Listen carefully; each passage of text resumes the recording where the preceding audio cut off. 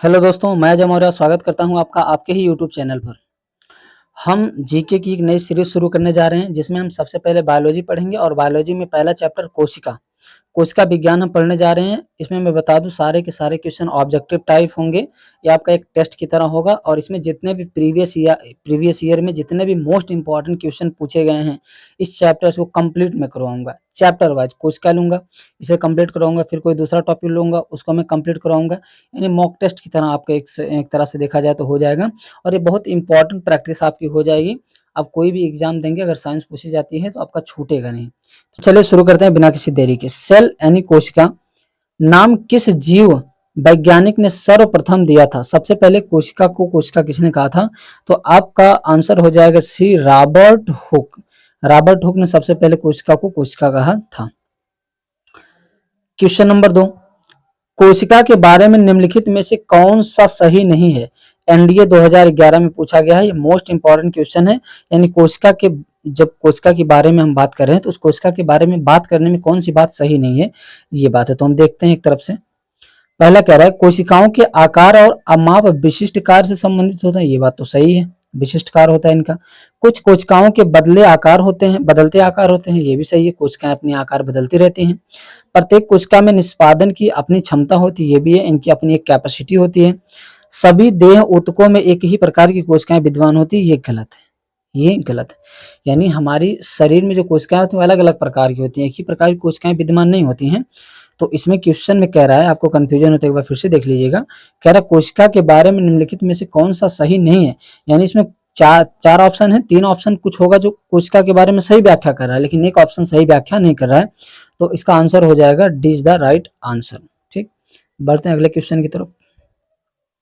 Question number 3, निम्नलिखित में से सबसे छोटी कोशिका कौन सी होती है? सबसे छोटी कोशिका जो पाई जाती है पूरे संसार में माइकोप्लाज्म होती है। अगर हम ह्यूमन बॉडी में बोले सबसे छोटी कोशिका, तो सबसे छोटी कोशिका ह्यूमन बॉडी में मानव का स्पर्म होता है या शुक्राणु जिसे बोल सकते हैं। और सबसे बड़ी मानव बॉडी में अगर हम बात करें तो महिला का ओवा हो जाता है जिसे हम अंडाणु बोलते हैं। ठीक, और सबसे लंबी कोशिका की बात करें तो हमारा क्या हो जाता है? न्यूरॉन हो जाता है। सबसे लंबी कोशिका क्या है? न्यूरॉन है। ठीक, तो चलिए आगे बढ़ते हैं क्वेश्चन नंबर 4 की तरफ। क्वेश्चन नंबर 4 है जीव द्रव्य, जिसको हम इंग्लिश में कहते हैं प्रोटोप्लाज्म, शब्द का प्रयोग सर्वप्रथम किसने किया था? यानी किस वैज्ञानिक ने सबसे पहले जीव द्रव्य को जीव द्रव्य बोला था? तो इसका आंसर हो जाएगा option number B, Purkinje. Purkinje ने इसको क्या बोला था? जीव द्रव्य। पुरकिंजे ने ही जीव द्रव्य का नाम दिया था। क्वेश्चन नंबर 5, जीव द्रव्य जीवन का भौतिक आधार है। जीव द्रव्य जीवन का भौतिक आधार है या किसका कथन है? यानी किस वैज्ञानिक ने कहा था कि जीव द्रव्य जीवन का आधार है? तो ऑप्शन नंबर सी हो जाएगा, हैक्सले। हैक्सले ने कहा था जीव द्रव्य जीवन का आधार, क्योंकि जीव द्रव्य अगर नहीं रहेगा तो कोशिकाएं के सभी भाग मर जाएंगे। तो इस वजह से जीव द्रव्य को जीवन का आधार बोला गया है। क्वेश्चन नंबर 6 की तरफ हम चलते हैं। क्वेश्चन नंबर 6 कह रहा है कोशिका का जीवित अंश जीव द्रव्य कहलाता है। यानी कोशिका का जीवित अंश जीव द्रव्य कहलाता है। यह किससे बना होता है? यानी जीव द्रव्य किन किन चीजों से मिलकर बना होता है? तो इसका आंसर हो जाएगा D is the right answer. आप देख लीजिए, जीव द्रव्य जो होता है कोशिका द्रव्य से मिलकर बना होता है, केंद्रक द्रव्य से मिलकर बना होता है और अन्य कोशिकाओं से मिलकर बना होता है। यहाँ कोशिकांग है, कोशिकांग मतलब कोशिका के भागों से। यानी कोशिका के कुछ भाग उसमें होते हैं, केंद्रक द्रव्य होता है, कोशिका द्रव्य होता है। इन्हीं सबको हम मिला के क्या बोलते हैं? जीव द्रव्य बोलते हैं। ठीक, क्वेश्चन नंबर 7, कौन सी रचना जंतु कोशिका को वनस्पति कोशिका से विभेदित करती है? विभेदित मतलब अलग, यानी जंतु कोशिका ले लो और पादप कोशिका ले लो, उन दोनों की ऐसी कौन सी संरचना है जो दोनों को अलग करती है, बताती है कि जंतु कोशिका है, ये प्लांट कोशिका है? तो इसमें अगर देखा जाए तो आंसर डी हो जाएगा, सेंट्रियोल। ये जो सेंट्रियोल होता है यही कोशिका को अलग करता है। किस किस कोशिका को? एनिमल सेल को और प्लांट सेल को। यानी पादप कोशिका और जंतु कोशिकाओं को अलग करने के लिए किसका प्रयोग करते हैं? हम सेंट्रियोल्स का। ये दोनों में अलग अलग होता है।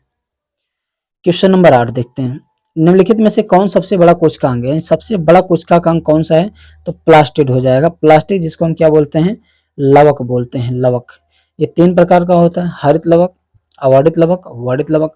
हरित लवक की उपस्थिति में जो है पेड़ पौधे अपना भोजन बनाते हैं। अवर्णित लवक जो होता है हमारे हरित लवक के द्वारा बनाए गए भोजन को स्टोर करके रखता है। अवर्णित लवक फलों के रंगों के लिए उत्तरदायी होता है। क्वेश्चन नंबर 9 की तरफ बढ़ते हैं। क्वेश्चन नंबर 9 है, पादप कोशिकाओं का सबसे बाहरी आवरण कहलाता है। जो पादप कोशिका उसका सबसे बाहरी आवरण कहलाता है कोशिका भित्ति कहलाती है। और एनिमल सेल की बात करें तो कोशिका झिल्ली कहलाती है। और पादप का सबसे बाहरी कोशिका भित्ति, जबकि पादप में भी कोशिका झिल्ली और कोशिका भित्ति दोनों होता है, लेकिन एनिमल सेल में केवल कोशिका झिल्ली होती है। क्वेश्चन नंबर 10 और लास्ट क्वेश्चन देखते हैं। 10वां क्वेश्चन है, कोशिका भित्ति सेल वॉल होती है, कैसे होती है? ये पारगम में होती है। पारगम, अर्ध पारगम पे मत कर देना। जो कोशिका झिल्ली होती है, सेल मेम्ब्रेन, कोशिका झिल्ली जो कि प्लांट और एनिमल दोनों में पाया जाता है, वो अर्ध पारगम में होती है। अर्ध पारगम मतलब कुछ ही चीजों को अंदर आने देती है, कुछ ही चीजों को बाहर जाने देती है। लेकिन जो कोशिका भित्ति तो पारगम में होता है, सबको अंदर जाने देता है, यानी पूरी तरीके से बाहर जा सकता है, अंदर आ सकता है, ये पारगम में होता है। ये थे हमारे टॉप 10 क्वेश्चंस। हम इसी तरह से कोशिका के और भी क्वेश्चंस लाते रहेंगे। हमने शुरू किया है सेल से जितने भी क्वेश्चन हो सकते हैं इंपॉर्टेंट, सब हम कंप्लीट करवाएंगे। डेली आपको एक वीडियो मिल जाएगा 10-10 क्वेश्चन का। आप खाते पीते कुछ भी करते इसको देख सकते हैं। ज़्यादा से ज़्यादा 5 से 7 मिनट की वीडियो होगी, उससे ज़्यादा की वीडियो नहीं होगी। बहुत ज़्यादा से ज़्यादा 6 से 7 मिनट, उससे ज़्यादा नहीं जाएगा। आप कभी भी इसको देख सकते हैं और ये बहुत काम की चीज़ें हैं।